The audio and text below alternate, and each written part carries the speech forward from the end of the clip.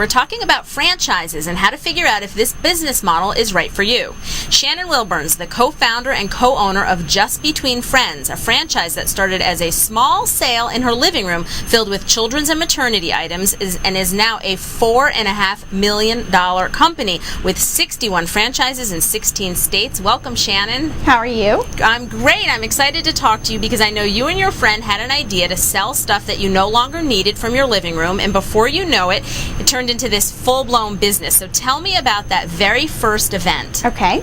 Well, Devin and I both had small children, and we looked in our closets and we knew that we had all of this awesome children's and maternity merchandise, toys and baby equipment, but we really didn't have an outlet to get rid of it and recoup some of the money that, you invest in all of this stuff.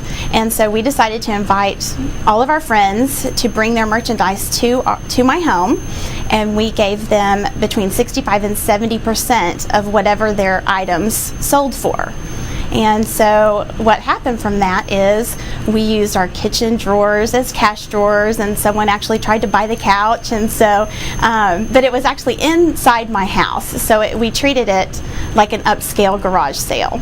After that event happened and the consigners came to pick up their checks at the end of the event, we sold about $2,000 worth of merchandise at that 2-day event.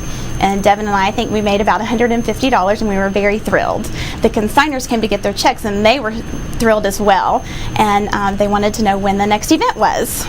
And you didn't even necessarily have another event planned. We did not. We didn't know that we were going to do this as a business. We just thought, well, we're going to get to shop early for our own kids and get rid of some of this stuff. But you did see a business, because I know that based on the demand and the interest from other women, not only those that participated, but those that even heard about this, you decided that franchising ultimately was the way to go. And I know this is a very interesting business model, unlike the typical franchise like a McDonald's, let's say. Yes, it is. Because owners, when they buy into this franchise, hold just 2 big sales a year on average. So tell me a little bit about what are the costs to get started and how specifically does it work? Okay.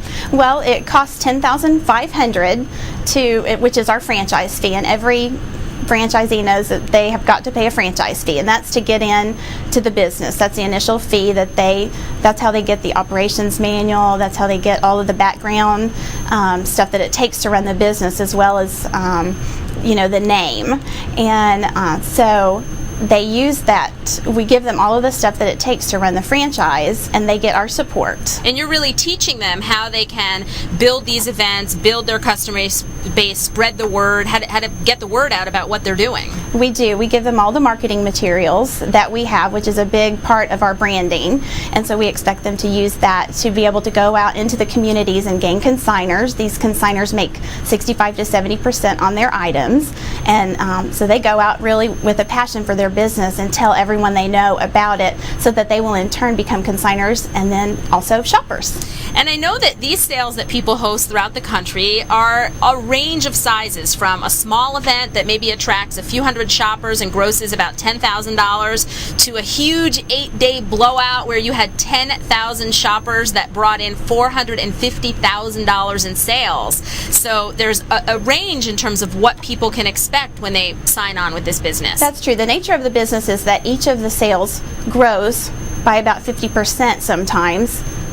Each event. So the sales only happen twice a year, once in the spring and once in the fall. Typically, we do have some that do it more than that.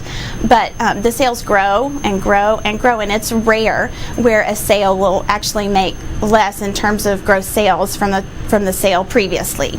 And I know you told me a really fun thing, because I thought it's only twice a year, you don't have to do all that much work, but you told me you actually work on it every day, even when you go shopping for yourself in a Walmart. I do. I carry around little business cards that say free admission, and they have some information on the back about what our event is about.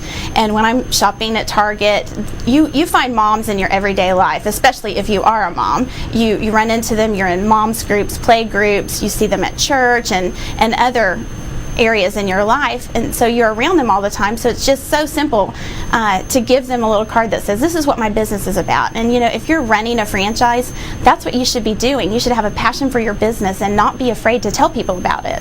And so you're telling those people because they can either come shop at it or they can put their things for sale in it. So That's they right. have a way to make money on both sides. Exactly. And the other issue is, I know that, when we were talking about this, my first reaction was, gosh, it sounds like a big glorified garage sale. And why can't someone just go host their own garage sale? And then I realized, well, gee, I've never heard of a garage sale that makes, $10,000, let alone, some of these bigger figures. It is a hard concept to explain, and sometimes I use that word glorified garage sale, but it's really more than that, because the shoppers come in and they are greeted with a very, very organized event. All of the boys' clothes are together, all the girls' clothes are together by size, all the maternities' clothes are together by size. At some of the events, they'll have 300 strollers and they're all together.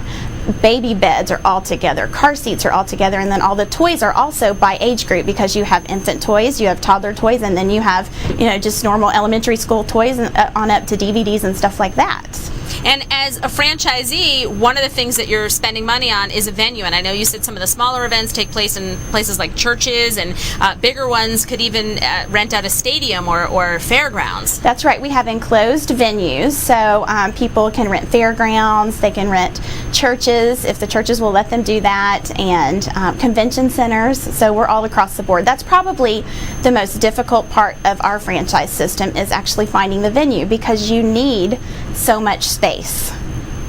Makes sense, but it's space for shopping, money. What's not to love about that, right? Yes, that's true. Well, I wish you lots of luck, Sharon Wilborn. Thanks so much for sharing your story with us. And if you would like more information on how you can find out about Just Between Friends franchise options, please visit jbfsale.com. And of course, we want to hear your take on business franchising, so talk back to us by clicking on any talkback button on abcnews.com to send us your video. That's all the time we have for today. I'm Tori Johnson in New York, and I'll see you next time on Homework.